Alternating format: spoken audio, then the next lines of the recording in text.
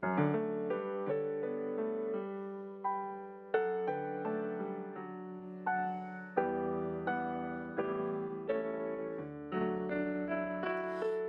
hogar es lugar donde encontramos un refugio de paz y aceptación. Aunque no compartamos opiniones, nos reunimos ahí pues hay amor. Edificamos familias, necesitamos del Señor. Él es el único que puede llenar nuestras vidas con amor. Compartimos sonrisas y alegría, nuestros sueños se vuelven realidad, las palabras de aprecio nunca faltan, si Jesús es el centro del hogar. Edificamos familias, necesitamos del Señor. Él es el único que puede llenar nuestras vidas con amor. Tu iglesia, Señor, es la familia que nos une, alienta y da valor, de distintas naciones y colores, pero todos con una misma fe. Edificamos familias, necesitamos del Señor. Él es el único que puede llenar nuestras vidas con amor.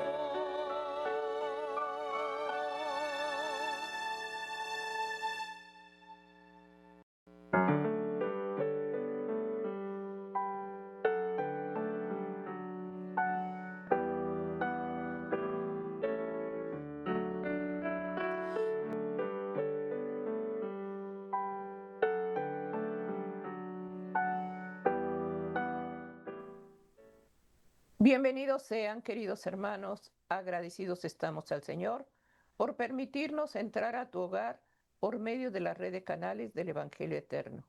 Ministerio de Oración, Sergio Huerta, Yolanda Huerta.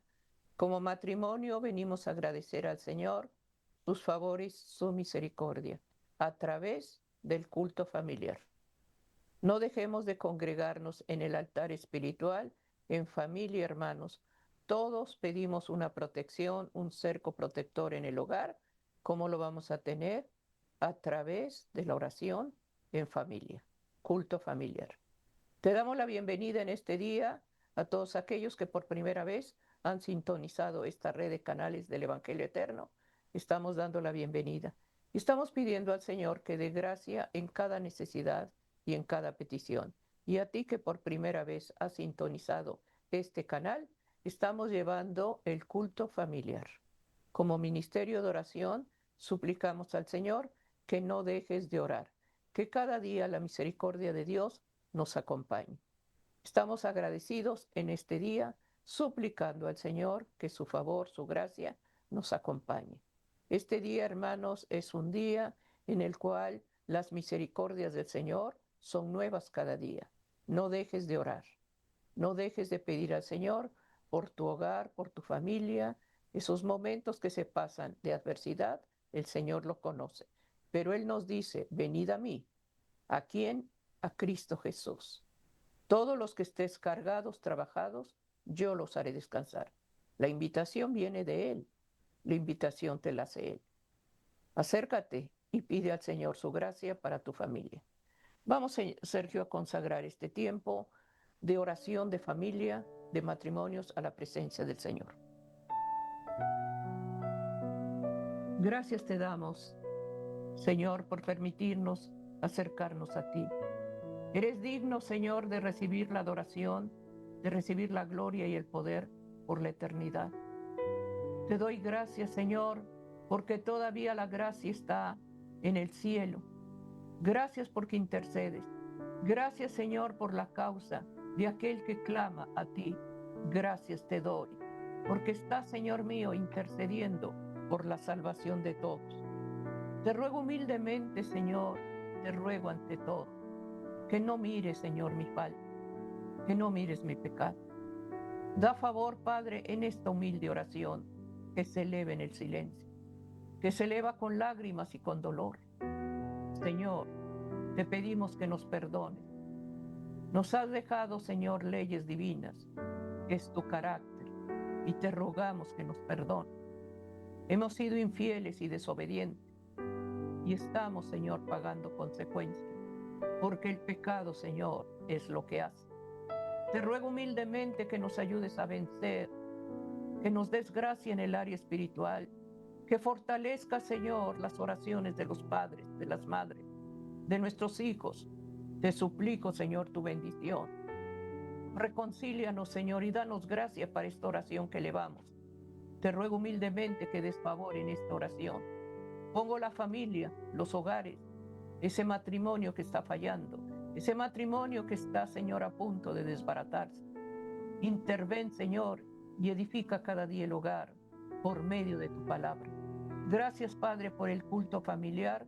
Te pedimos que dirijas este ministerio y que lo que se va a llevar es porque tú lo has hablado. Da gracia en palabras, da gracia en sabiduría, da gracia en testificar tu amor. Aquí de rodillas pedimos tu bendición para el ministerio de oración. Amén, amén. Amén, queridos hermanos. Estamos agradecidos al Señor por sus misericordias que son nuevas cada día. La reflexión, hermanos, que se dará en este día, no hay excusa para la culpa. El libro de Proverbios 27:1 está hablando, hermanos, está ministrándonos en esta hora. Proverbios 27:1. Dice así, anota la cita bíblica, hermanos, porque lo que Dios habla es para todos. No te jactes del día de mañana, porque no sabes qué dará de sí el día. Este día, hermanos, las misericordias del Señor son nuevas. Este día, hermanos, vivamos como si fuera el último. Pidamos al Señor que su gracia se derrame. Dios nos va a hablar a través de no hay excusas para la culpa. La excusa se usa mucho para todo. No puedo, no quiero, haz esto, haz el otro, y la excusa está por delante. Seamos sinceros y pidamos al Señor que su gracia se derrame en esta oración. Por eso estamos llevando, hermanos, el culto familiar. Anota lo que Dios nos va a hablar en esta hora y escucha la voz de Dios. Dios está hablando en este momento a través de su palabra. Sergio, no hay excusa para la culpa. Amén. Amén. Así es. La palabra de Dios, hermanos, es la que nos ministra, es la que alumbra nuestro entendimiento y pone en nuestro corazón a hablar siempre con la verdad. Amén. La mayoría de las personas, hermanos, son hábiles para poner excusas. No pude, no sabía, no me dio tiempo, mejor mañana, ahorita no puedo, en fin, un sinnúmero de excusas. Pero las excusas, hermanos, son un medio de mostrar irresponsabilidad y compromiso. Se usan para deslindarse o autojustificarse de las responsabilidades adquiridas y no cumplidas. En el ambiente cristiano, hermanos, es una clara manifestación de falta de compromiso, pero primeramente con Dios, y de una vida espiritual débil, tal vez, hermanos, manchada de pecado. que nos separa de Dios. Por eso la excusa es pecado. Es pecado si usted engaña a la otra persona. Ahí es pecado. Si cuando usted pone excusas, pero son verídicas, pues es una manera de no comprometerse. Pero cuando usted se compromete y pone excusas, entonces ya es un engaño y por lo tanto es pecado. Por eso la palabra de Dios siempre nos anima y nos exhorta a hablar con la verdad. Y esa verdad, hermanos, debe de ser en su momento oportuno. Aquí la palabra de Dios, por lo que leemos en el libro de Proverbios, en el capítulo 27 y el versículo 1, la escritura dice, no te jactes del día de mañana, porque no sabes qué dará de sí el día. Nadie sabe, hermano, lo que va a ocurrir el día de mañana. Por eso dice, no te jactes, o sea, no te confíes del día de mañana. Muchos hermanos se obsesionan por lo que podría ocurrir el día de mañana y descuidan el presente. En el mismo ambiente cristiano, hermanos, siempre se debería de recordar que Dios nos concede ayudas para llevar las cargas del día de hoy, pero no pensar el día de mañana, porque el día de mañana, hermanos, nadie sabe si lo va a vivir. Por eso, las responsabilidades y los compromisos que debemos de cumplir el día de hoy, no los tenemos que postergar. Por eso la escritura es clara, no te jactes del día de mañana, porque no sabes qué dará de sí el día. O sea, nadie sabe, hermanos, si el día de mañana es la misma oportunidad. Nadie sabe si el día de mañana tú vas a vivir, nadie lo sabe. Por eso tenemos que vivir el presente. Aquí en el libro de Santiago nos amplía más el tema. Santiago capítulo 4 y el versículo número 13, la escritura nos exhorta. Vamos ahora. Es decir, ahora es cuando tenemos que actuar. Los que decís, hoy y mañana iremos a tal ciudad y estaremos allá un año y traficaremos o comercializaremos y ganaremos. Todo aquel, hermanos, que no tiene a Dios en sus planes, se compromete por él mismo. Por eso la Escritura nos está diciendo que todo lo que tenemos que hacer el día de hoy, lo hagamos. Y no pongamos excusas para no hacerlo hoy y dejarlo para mañana. Aquí la Escritura nos presenta una ilustración de un comerciante que así pensaba. Vamos hoy y mañana y vamos a hacer negocio, estaremos allá tal tiempo y ganaremos. Y yo pregunto, ¿dónde está Dios? El hombre, hermanos, es egoísta, el hombre piensa en sí, el hombre piensa que el tiempo es suyo, el hombre piensa que nunca va a morir. Pero sin en cambio la palabra de Dios por eso nos exhorta a vivir día con día, porque nadie sabrá lo que venga el día de mañana. Aquí en el versículo 14 de Santiago 4, la escritura lo dice y lo aclara. Dice, cuando no sabéis lo que será mañana. Ahí está claro. Entonces no hagas planes para mañana postergando una decisión del presente cuando no sabes si el día de mañana lo vas a vivir. Porque, ¿qué es vuestra vida? Y aquí lo aclara. Ciertamente es una neblina que se aparece por un poco de tiempo y luego se desvanece. Esta es nuestra vida. El hombre, hermanos, en su ciclo natural es nacer, crecer, madurar, reproducirse. Ese es el ciclo natural de la vida. Pero ¿cuál es el ciclo del cristiano?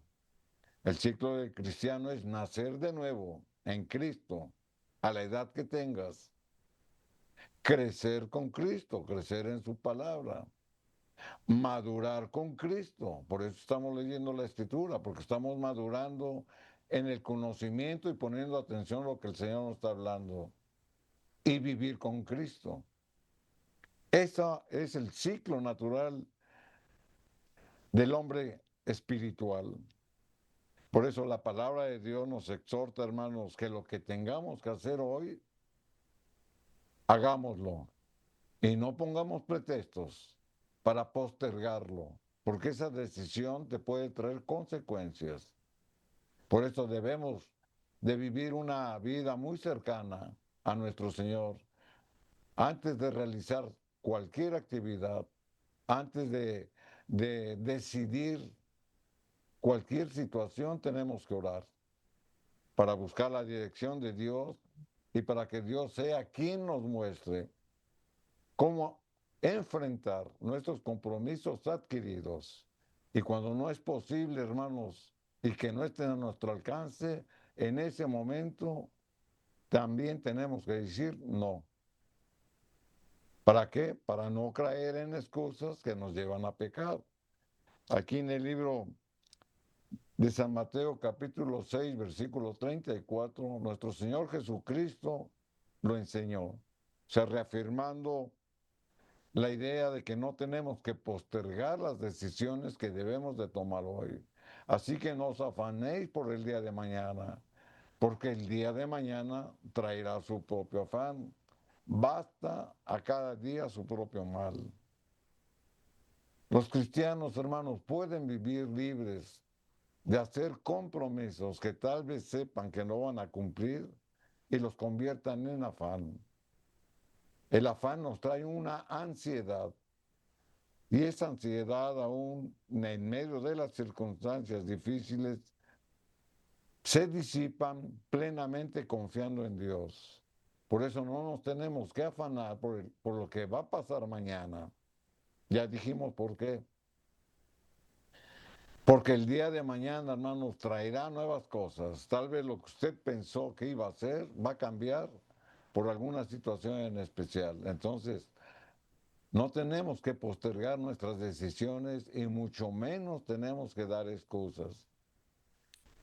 Por eso la palabra de Dios, hermanos, nos exhorta para vivir confiados en Cristo, pero viviendo con Cristo. Amén.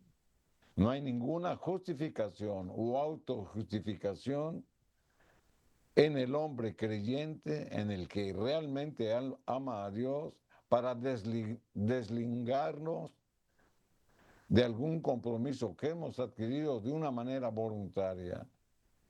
Tal vez sepa que usted no lo va a cumplir, pero se está comprometiendo. Y todo eso, hermanos, es falta delante de Dios. Aquí en el libro de Romanos, capítulo 2 y el versículo número 1, la palabra de Dios, hermanos, admonesta en cuanto a esa actitud del creyente de que no sabe decidirse y cumplir con los compromisos que ha adquirido. Romanos capítulo 2, versículo 1, la escritura dice, por lo cual eres inexcusable, es decir, no tienes excusa, oh hombre, quien quiera que seas, tú que juzgas, pues en lo que juzgas a otro te condenas a ti mismo, porque tú que juzgas haces lo mismo. El apóstol, hermanos, se está reprendiendo de una manera muy fuerte a los que conocían la palabra de Dios, pero no la hacían. ¿Y a qué se dedican a hacer aquellos que conocen y no hacen? A juzgar. Muchas veces se juzga, hermanos, de una manera injustificada. Por eso la palabra de Dios dice que no hay excusa aquel que en lugar de ver sus propias obras, está mirando a los demás. ¿Qué hacen o qué no hacen? Y todavía, aparte de señalarlos y de acusarlos, ellos no hacen lo que dicen que tienen que hacer los demás. Es lo que la palabra de Dios nos está diciendo. Por eso, hermanos, que la excusa nos culpa. ¿Por qué? Porque aun conociendo de la verdad, nosotros juzgamos a los demás cuando nosotros la verdad que conocemos no la hacemos. Este es un ejemplo claro, hermanos, de que muchas veces se pone excusa por no cumplir los compromisos que uno adquiere, pero a sabiendas de que usted no los va a cumplir. Por eso comentábamos que es un pecado, porque usted está engañando, usted está mintiendo, y al primero que engaña y miente es a sí mismo. Por eso, hermano, no hay excusa para la culpa. Cada uno de nosotros conocemos nuestras propias actitudes, nuestra propia manera de pensar. Por eso la palabra de Dios nos dice que nos tenemos que decidir hoy. No tenemos que postergar nuestras decisiones. Aquí en el libro de San Juan, hermanos, en el capítulo 9 y el versículo 41, Jesús mismo se los ilustra a sus discípulos con una ilustración. La escritura dice, Jesús le respondió a sus discípulos, si fueres ciegos, no tendríais pecados. Obviamente está hablando en el área espiritual. Está poniendo la comparación de aquel que no tiene la vista y que le cuesta trabajo o tal vez no sepa dónde ir, por dónde caminar, en fin, etcétera. Aquí pone ese ejemplo para los ciegos espirituales. Por eso dice, si fueras ciegos no tendrías pecado. ¿Por qué? Porque si no tenemos el conocimiento de Dios, entonces el Señor no nos puede juzgar por lo que no conocemos. Pero si tenemos el conocimiento de Dios y no lo hacemos, somos ciegos espirituales. Por eso dice, no tendréis pecado, porque lo que estás haciendo no lo conoces. O sea, el Señor nos va a juzgar de acuerdo al conocimiento que tengamos. El Señor no nos puede juzgar por una ley que no conocemos. Por eso nos dejó su ley moral, los 10 mandamientos. Usted no puede decir, caí en tal falta, pero no sabía. Pero si usted tiene la ley moral, entonces usted no puede poner pretexto, no puede poner excusa, porque es engañarse y es pecar. Por eso el cristiano, hermano, nunca debe de poner pretextos y mucho menos, como lo leíamos, juzgar a los demás. Y la Biblia los llama ciegos espirituales. Dice más ahora, y aquí viene la afirmación del ejemplo que está poniendo, porque decís, vemos, vuestro pecado permanece. Entonces, todo aquel que tiene el conocimiento de la palabra de Dios y aún así peca, su pecado está sellado, está marcado, a menos que usted se arrepienta y pida perdón. Pero mientras tanto, no tiene usted excusa para no obedecer a Dios. Y en este caso, si nos dejó su ley, la tenemos que obedecer. Si pone usted pretexto, su excusa, usted mismo se está culpando. David, vamos a ver un ejemplo bíblico acerca de esto, de que como muchos juzgan a los demás, pero sin en cambio, hermanos, ellos no se fijan en sus propios actos, porque en lo que juzgan a otros, ellos mismos están fallando. Así vemos el ejemplo de David, cómo la palabra de Dios por medio del profeta Natal lo reprende fuertemente. Y el profeta le presenta al rey un caso para que él juzgue y para que él tome un veredicto. Y vamos a leer lo que el profeta le pone como ejemplo para ver qué contesta David. Vamos a leer aquí en 2 de Samuel, capítulo 12 y el versículo número 4, refiriéndose a esta historia, lo que la palabra de Dios dice. 2 de Samuel 12, versículo 4, la escritura dice, y vino un hombre de camino ¿A quién? Al hombre rico. Había dos hombres, un hombre rico y un hombre pobre. Pero este forastero que se acercó hacia el hombre rico. Y este no quiso tomar de sus ovejas y de sus vacas para guisar para el caminante que había venido a él. En aquel entonces, hermanos, cuando un caminante, cuando una persona iba de un lugar a otro, generalmente tardaban tiempo para llegar. Y cuando ellos tenían la necesidad de reposar en algún lado, se acercaban a la gente que estaba ahí y les pedía posada, les pedía reposo. Y la gente en ese entonces, hermanos, les abría sus puertas y los atendía. En este caso, hermanos, esa era la costumbre antigua. En este caso, el hombre rico recibe al caminante y le ofrece de comer. Y la escritura dice que tenía muchas ovejas y muchas vacas. Pero junto a él había un hombre que tenía una sola oveja y el hombre rico, para no tomar de su ganado, tomó la única oveja de su vecino. Eso es lo que la escritura nos está diciendo y sigue diciendo, sino que tomó las ovejas de aquel hombre pobre y le preparó a aquel que había venido a él. Aquí en el versículo 5 y 6 continúa narrando este episodio bíblico. Segunda de Samuel 12, versículos 5 y 6. Entonces, porque estaba escuchando a David lo que el profeta le estaba comunicando. Entonces se encendió el furor de David, porque huyó, porque escuchó esta historia. Estamos leyendo 2 Samuel, versículo 12, versículos 5 y 6. Entonces se encendió el furor de David. En gran manera, dice la escritura, contra aquel hombre, o sea, el hombre rico.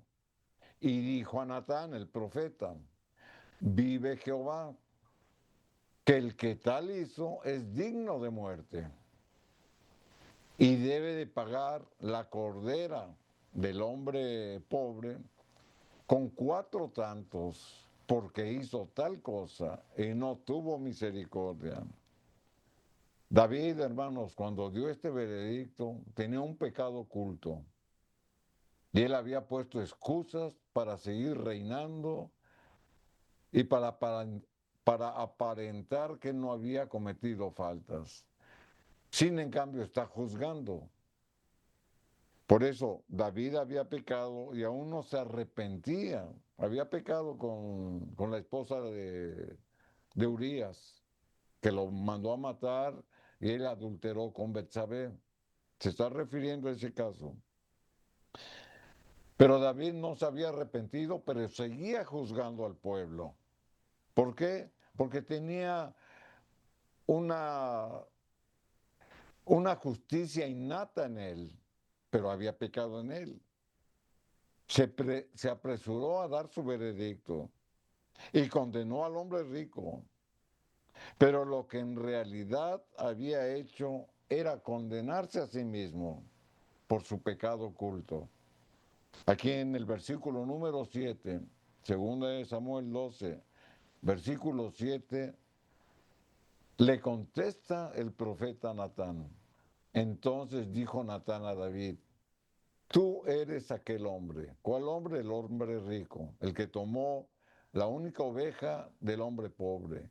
Era una ilustración que le ponía Natán a David para que juzgara, pero realmente al que estaba juzgando era el mismo David. Por eso la escritura dice, tú eres aquel hombre.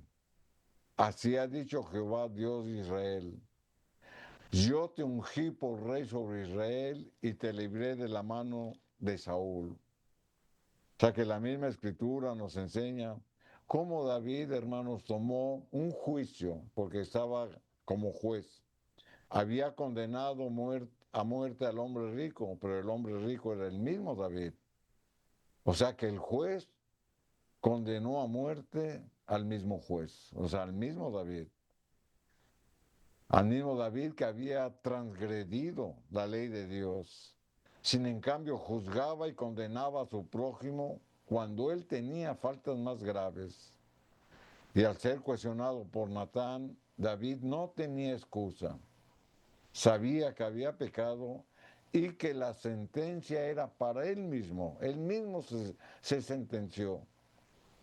Al igual que David, hermanos, muchos juzgan a los demás y se olvidan de sus propias faltas, que tal vez sean más graves y que las han mantenido ocultas a los ojos de los hombres, pero ante los ojos de Dios todo es claro. Por eso, hermanos, nuestra excusa nos culpa. No hay excusa para la culpa. La palabra de Dios nos ha mostrado, hermanos, cuál debe de ser la actitud cristiana. Y como comentábamos a un principio, que la mayoría de las personas que están acostumbradas a decir excusas cuando saben que no van a cumplir, caen en el mismo error de David. Ellos mismos se juzgan por no cumplir lo que conocen. Por eso en esta oportunidad, hermanos, estamos tratando este tema. No hay excusa para la culpa. Amén. Estamos llevando, hermanos, la familia. Estamos suplicando al Señor que dé gracia en la oración, que dé gracia en el matrimonio. No hay excusa para la culpa. ¿Cuántas veces quieres justificar tu falta? Cuando el Señor ya dejó claro, con sus leyes divinos, lo que es santo. No hay excusa, hermanos. Dios ya nos avisó. Muchas veces descuidamos el día de hoy por preocuparnos el día de mañana. Hacemos planes para mañana y la gracia que nos da Dios en este día no la sabemos valorar. ¿Cuántas veces quieres excusarte en tu matrimonio? Cuando Dios demanda el sacerdocio en el hogar, cuando Dios demanda a la mujer que sea, hermanos, idónea, y nos excusamos unos a otros. Y pensamos, es que no puedo, es que no me salen las cosas. Son excusas que para ti posiblemente valen, pero para Dios no, porque Dios ya dejó principios. Dios ya dejó, hermanos, direcciones. Y vivimos así en un matrimonio, muchas veces, hermano, un matrimonio fracturado por las excusas que se dan. No nos gusta el compromiso, no nos gusta esforzarnos, queremos que todo sea fácil y que sea pronto. Dios nos está hablando en este día, hermanos. No hay excusa para la culpa. Si estamos excusándonos de todo, hermanos, Dios está tomando juicio. Y Dios no puede ser burlado. Es bueno, es santo, es misericordioso, pero es un Dios de justicia. Y nos da, hermano, el pago que merecemos, porque es justo. Porque decimos, ¿por qué me está yendo así? Porque te está dando el pago que tú mereces. ¿Queremos la bendición? Seamos obedientes y no excusemos más. Las leyes morales, las leyes divinas, es el carácter de Cristo. Y en el hogar que se testifique el amor de Dios. Que la base que esté en esa casa sea el cimiento de la palabra de Dios.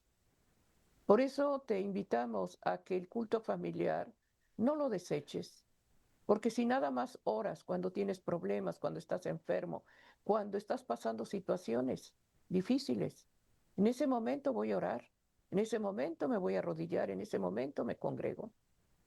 Así no es.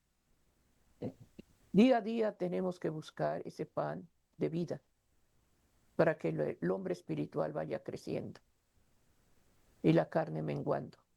Pedir en este día, hermanos, que cualquier excusa que estemos poniendo para la oración, para el culto familiar, para leer la palabra de Dios, es que no puedo, es que no me da tiempo, es que mis hijos me absorben, es que llego cansado. Excusas, excusas.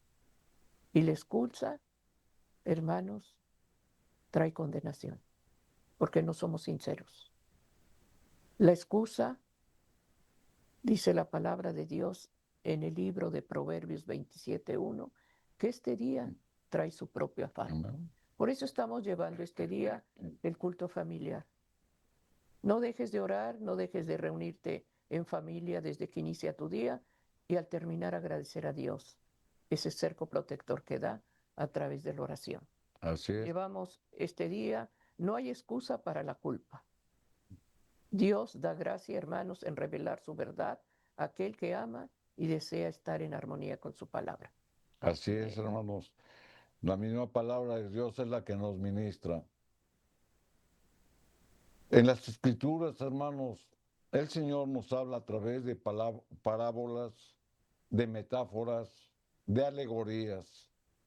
Todo esto tiene un significado simbólico o espiritual, porque si bien es cierto, usa figuras o usa formas de lo que conocemos, nos trae una enseñanza a lo que no conocemos.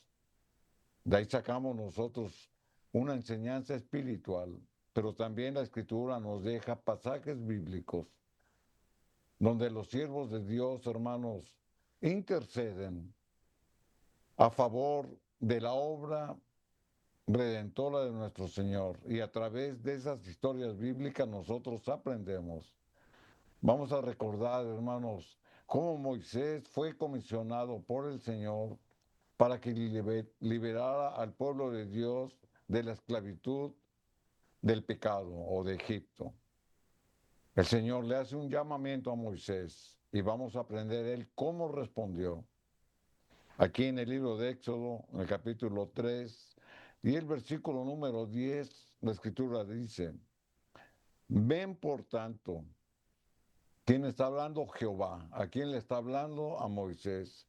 Y te enviaré a Faraón para que saques de Egipto a mi pueblo, los hijos de Israel. Ahí está una clara misión que Dios le estaba encomendando a Moisés. Le dio el motivo, le dio la causa y le dijo con quién se debería de dirigir. Moisés, hermanos, cuando recibió esta orden, tenía 40 años de edad. Él se había retirado porque salió huyendo de Egipto y estuvo 40 años en el desierto de Madián, pastoreando las ovejas. Pero cuando el Señor los llama para darle esta comisión, entonces Moisés, hermanos, responde con una excusa y le dice al Señor: Señor, yo no soy el hombre que tú quieres. Se da cuenta, él mismo rechazó el llamado del Señor. Vamos a verlo aquí en Éxodo, capítulo 13, ahora el versículo número 11, donde la Escritura nos dice cómo respondió. Entonces Moisés respondió a Dios: ¿quién soy yo para que vaya a Faraón y saque de Egipto a los hijos de Israel? En otras palabras, le está diciendo al Señor: te estás equivocando, no soy yo. No soy el hombre que tú quieres. Por eso decías: ¿quién soy yo para que vaya a Faraón y saque de Egipto a los hijos de Israel? Tal vez él estaba recordando el episodio que había tenido cuando asesinó a un Egipto por defender a los hebreos. Habían pasado años, pero sin en cambio él pone una excusa. ¿Quién soy yo? Él se sentía incapaz de que el pueblo confiara en él por el episodio que había tenido. Pero sin en cambio, hermanos, él se niega a Dios. Y eso hay que marcarlo. Él se niega a Dios, porque el Señor lo estaba comisionando. Él tenía un prejuicio por lo que había pasado, pero sin en cambio, hermanos, pone una excusa. Tal vez al igual que nosotros, tal vez al igual que Moisés, pongamos excusas para obedecer a Dios. Esa es la enseñanza. Y cuando es así, hermanos, ponemos excusa tras excusa, como le pasó a Moisés. Aquí en el versículo número 13, el Señor le vuelve a insistir a Moisés como a nosotros nos vuelve a insistir. Y dijo Moisés, Éxodo 3:13, y dijo Moisés a Dios, he aquí, cuando yo llegue a los hijos de Israel y les diga, estamos leyendo el versículo número 13 de Éxodo 3, cuando yo llegue a los hijos de Israel y les diga, el Dios de vuestros padres me ha enviado a vosotros, si ellos me preguntaren cuál es su nombre, ¿qué les responderé? Moisés, hermanos, estaba ante la presencia de Dios en un hecho sobrenatural porque estaba en la zarza ardiente.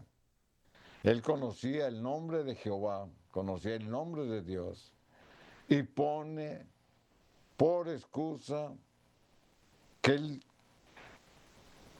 su conocimiento era inadecuado. Por ello que cuestiona, ¿qué le responderé? Él no tenía ignorancia porque conocía de Dios. Lo que él tenía era inseguridad y no quería comprometerse con Dios. Por eso, hermanos, en este tipo de situaciones, las excusas, hermanos, nos quitan la libertad para expresar y obedecer lo que Jehová nos dice que tenemos que hacer. ¿Y sabe por qué se estaba excusando Moisés? Porque tenía culpas que lo acusaban. Así nosotros. Muchas veces no nos queremos comprometer con Dios porque tenemos culpas que nos acusan y ponemos pretextos. Y en lugar de arreglar la situación poniéndonos a cuentas con Dios, la agravamos más porque ponemos excusas que están demostrando, hermanos, que tenemos culpa en el corazón. Por eso él decía, ¿qué diré si me preguntan quién es Jehová? Pero a pesar, hermanos, que Dios lo instruye en qué decir, Moisés plantea otra excusa. Y es la tercera excusa. Aquí en el libro de Éxodo, capítulo 4, y el versículo número 1, la escritura dice, entonces Moisés respondió diciendo, he aquí que ellos no me creerán, otra excusa, ni oirán mi voz, porque dirán, no te ha parecido Jehová. Ahora Moisés, hermanos, pone como excusa que el pueblo no le iba a creer, que el pueblo no iba a escuchar su voz, cuando ni siquiera había intentado hacerlo. O sea, se da cuenta cómo es una excusa. Y este es el caso de nosotros. Hay ocasiones en que ponemos este tipo de excusas. No, ¿para qué le ministro si ni me va a creer? ¿Para qué le comparto la palabra de Dios si sabe cómo fue mi vida en el pasado? Nada más voy a perder el tiempo y no va a haber resultados. O sea, son excusas. Por eso Moisés decía, no me van a creer, mucho menos van a oír mi voz. ¿Cómo les voy a decir que Jehová se me apareció en una zarza ardiente y me dio esta comisión? No me van a creer. El primero que no creía era él, porque a pesar de que había tenido ese encuentro sobrenatural en medio de la zarza ardiente y hablado con Dios, aún así, hermanos, estaba poniendo resistencia para obedecer a Dios. Y esa era la tercera excusa que le daba al Señor. Por eso, la excusa, hermanos, mostraba miedo, mostraba temor, mostraba fragilidad, mostraba inseguridad, mostraba irresponsabilidad. Y todo eso, hermanos, nosotros lo mostramos cuando ponemos excusas, mintiendo por no cumplir un compromiso adquirido o por no saber decir no a tiempo. Y por último, Moisés pone una cuarta excusa. O sea, el Señor está insistiendo, le está llamando, le está diciendo, lo está comisionando. Pero Moisés se resiste. Aquí en el libro de Éxodo, en el capítulo 4, y en el versículo número 10, la escritura dice, entonces dijo Moisés a Jehová, ay Señor, nunca he sido hombre de fácil palabra, ni antes, ni desde que tú hablas a tu siervo, porque soy tardo en el habla y soy torpe de lengua. Moisés, hermanos, en el diálogo que tiene con el Señor, había dado tres excusas. ¿Quién soy yo? Él se sentía que no era capaz. Pensaba convencer a Dios de que se había equivocado al escogerlo a él como libertador. La segunda excusa, ¿qué digo si preguntan? Moisés conocía a Dios y tenía que hablar de Dios por su nombre, pero pone como excusa no saber. Otra excusa. La tercera, no me creerán ni van a escuchar mi voz. Moisés, hermanos, pone en juicio por adelantado, cuando ni siquiera se había esforzado por hablar. Y esta cuarta excusa, soy tardo para el habla y torpe en la lengua. Ahora, pone como pretexto su incapacidad de elocuencia. Pero el Señor le contesta de una manera convincente y de una manera enérgica, porque el Señor ya le había dado oportunidades para que él aceptara, para que conociera su realidad, para que cumpliera con la misión que Cristo o que Jehová le había encomendado. Pero sin en cambio, él se resistía. ¿Y qué le dice el Señor? Lo que estamos leyendo, versículo 12. Ahora pues, ve y yo estaré con tu boca y te enseñaré lo que hayas de hablar. Ahora, ahí había pretexto para decir no. Si el Señor le está diciendo, ve que yo voy a estar contigo y lo que tú no puedas hablar, yo lo voy a poner en tu boca. Obviamente no iba a hablar Jehová por la boca de Moisés, sino que sabemos que el Señor usó a su hermano Aarón. Y Aarón decía todo lo que Moisés tenía que decir. Por eso el Señor le dio una provisión para que no pusiera pretextos. Y le pone a su hermano Aarón para que él lo apoyara, para que Aarón hablara lo que tenía que decir Moisés. Pero no era el pensamiento de Aarón, no eran las palabras de Aarón, era la voz de Aarón. Pero el pensamiento era de Moisés, que provenía del pensamiento divino. Por eso el Señor le dice muy claro, ahora pues ve. O sea, ya no le preguntó, ya le había dado esa comisión. Y una vez el Señor convencido de que Moisés, hermanos, tal vez tenía un corazón noble, lo tenía que trabajar. Y el Señor es lo que hace con nosotros. Cuando nos resistimos a obedecer su ley, cuando nos resistimos a tener una comunión a través de una vida devocional constante y diaria, cuando nos resistimos a estudiar su palabra todos los días, tal vez cuando nos resistimos a congregarnos para adorar, alabar y ser ministrados por Dios, ponemos pretextos. Estoy cansado, trabajé mucho, infinidad de pretextos. Sin en cambio el Señor, al igual que Moisés, le está insistiendo para que salga de ese letargo espiritual. Y por todos los pretextos que ponga el Señor, siempre va a hacer una provisión. Porque lo que el Señor quiere, hermanos, es de que el compromiso que hemos hecho con Él de aceptarlo, de conocerlo, de amarlo y aceptar su salvación, que también la manifestemos, pero por obras. Por eso le dice, ahora pues ve, o sea, ya es una orden, y yo estaré con tu boca y te enseñaré. El Señor, hermanos, nunca nos comisiona para ir a algún lugar o para proclamar su palabra sin que antes Él nos dé el conocimiento. Amén. Ahora, ¿cómo adquirió el conocimiento Moisés? Lo instruyó directamente Jehová. Pero recordemos, hermanos, que él había estado 40 años en Madián, por eso lo comentábamos a un principio, Amén. donde el Señor lo llevó a pastorear ovejas en el monte, pero no nada más estaba pastoreando las ovejas. El Señor, hermanos, lo estaba fortaleciendo, el Señor le estaba hablando, el Señor lo estaba preparando, el Señor lo estaba comisionando para que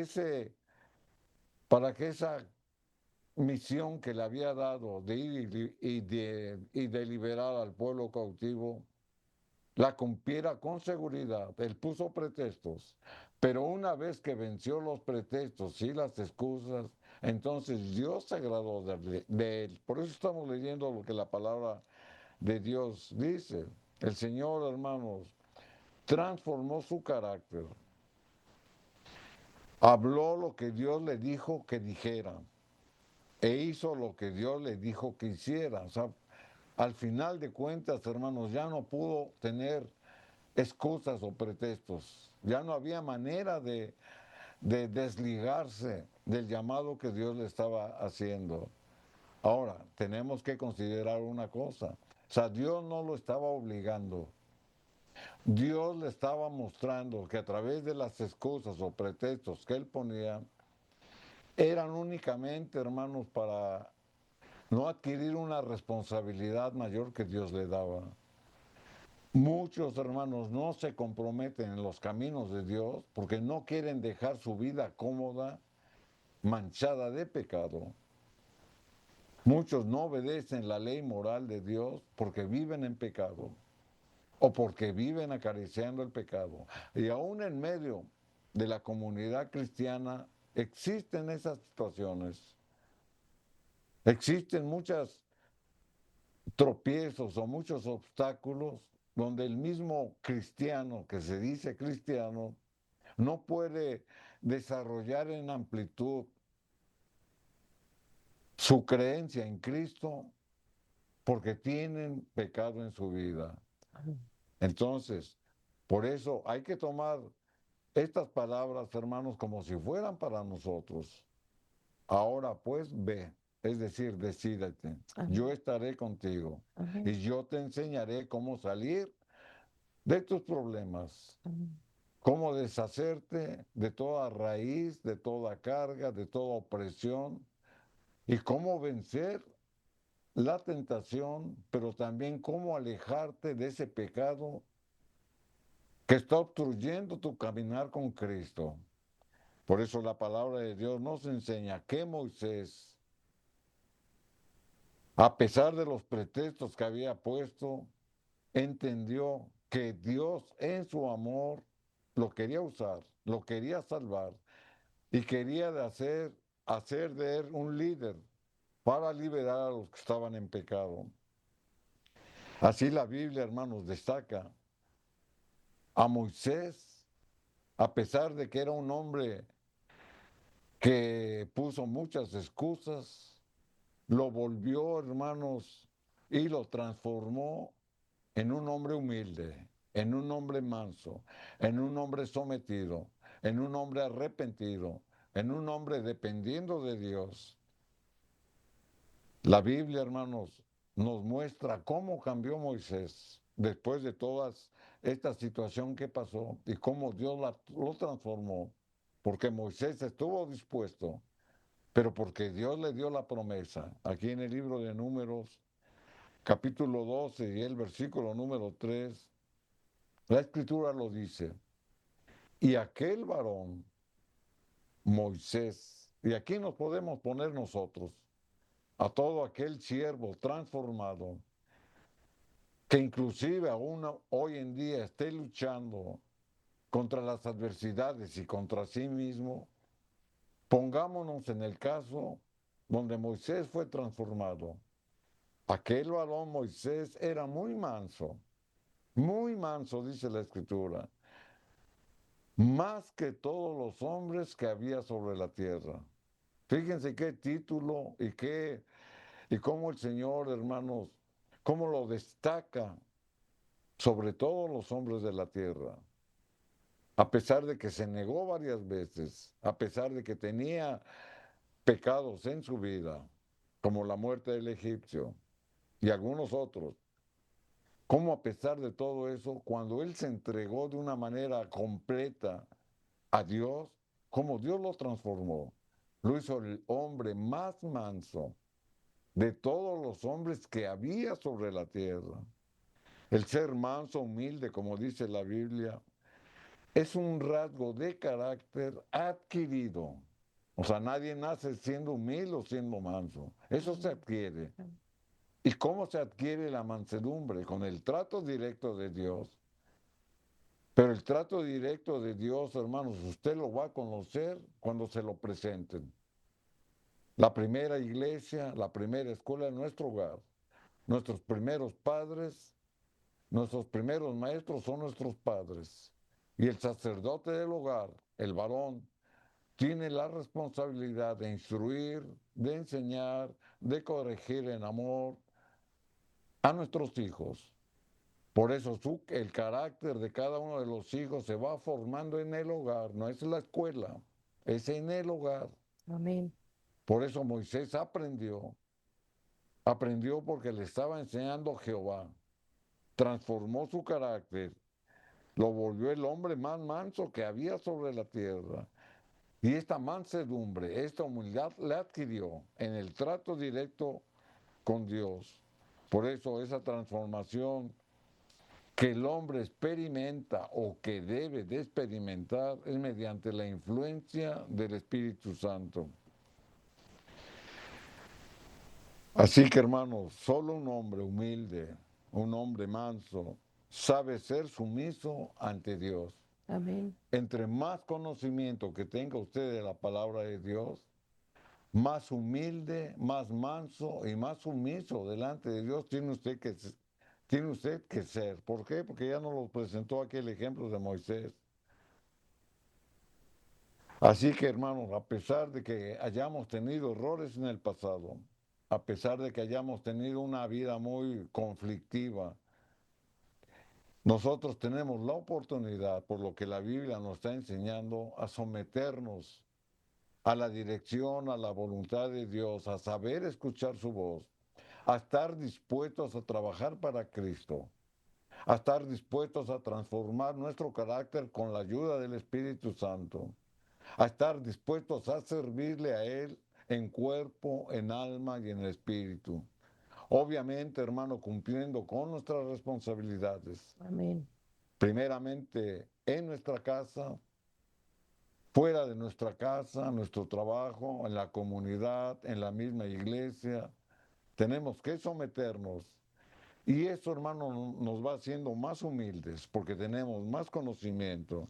Así que, hermano, no hay pretextos, no hay excusas para que nosotros seamos moldeados por el poder del Espíritu Santo. Amén. La pregunta es, o sea, ¿tenemos la disposición para cambiar? Dejemos, hermanos, de estar acariciando el pecado. Dejemos de estar durmiendo. Despertémonos porque la palabra de Dios nos ha presentado este tema Amén. de que no hay excusa para la culpa. Amén. Dios habló, hermanos. Seamos sensibles a la obediencia a su palabra. Vamos a hacer la oración en este momento. Gracias te damos, Señor, por tu santa palabra. Oramos ante todo, Señor, por el hogar, por el matrimonio, especialmente por nuestros hijos, Señor, y rogamos por nuestros nietos. Da gracia, Padre, que lo que tú has hablado, con temor y temblor, Señor, lo aceptemos, Señor, porque amamos tu palabra. Y te pido tu bendición para este tiempo del culto familiar. Ayúdanos, Señor, a vencer y bendice los hogares y las familias. En el nombre de Jesús te lo pido. Amén.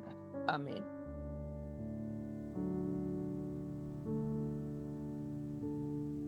Amén, queridos hermanos, agradecidos estamos al Señor.